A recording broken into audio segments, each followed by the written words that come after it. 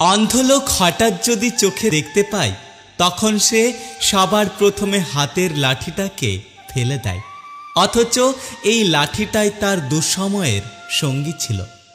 আসলে প্রয়োজন ছাড়া কেউ কাউকে মনে রাখে না। বেঈমান আর স্বার্থপর লোক কখনো নিজের ভালো ছাড়া অন্যের অনুভূতি বুঝতে পারে না। একটা কথা কি জানো তো, অবহেলার কাছে সত্যিকারের ভালোবাসা হেরে যায়। যে মানুষটা সবসময় সবাইকে ভালো থাকার পরামর্শ দেয়, সেই মানুষটাই কখনো কখনো নিজের ভালো থাকার পথ খুঁজে পায় না। কখনো কাউকে তার বর্তমান পরিস্থিতি দেখে অবহেলা করো না। মনে রেখো, সময়ের চাকা অনবরত ঘুরতে থাকে। যত বেশি প্রত্যাশা তত বেশি হতাশা।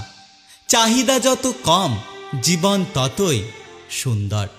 কেউ চেয়েও পায় না, আর কেউ পেয়ে তার গুরুত্ব বোঝে না। শরীর আর সম্পত্তি নিয়ে কখনো গর্ব করতে নেই, কারণ অসুস্থতা আর দারিদ্রতা কখনো কাউকে বলে আসে না। সন্দেহ সমস্যার পাহাড় নির্মাণ করে, আর বিশ্বাস সেই পাহাড়ের মধ্যে দিয়ে রাস্তা তৈরি করে। জীবনে যা কিছুই ছেড়ে দাও না কেন, হাসি আর আশা কখনো ছেড়ো না, কারণ এই দুটো জিনিস তোমাকে বেঁচে থাকতে সাহায্য করবে।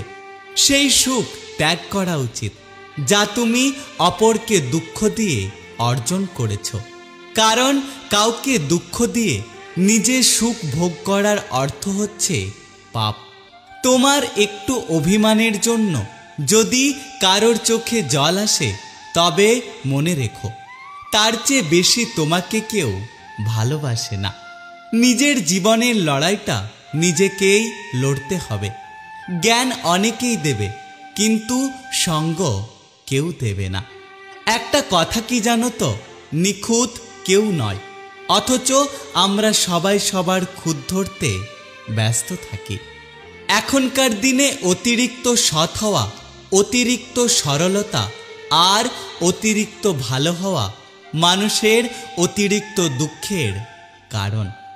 দিন শেষে নিজেকে ভালো রাখতে গেলে নিজের কিছু পরিবর্তনের অনেক প্রয়োজন, আর তার মধ্যে অন্যতম হলো কম কথা বলা, অন্যের সাথে নিজেকে কম জড়ানো।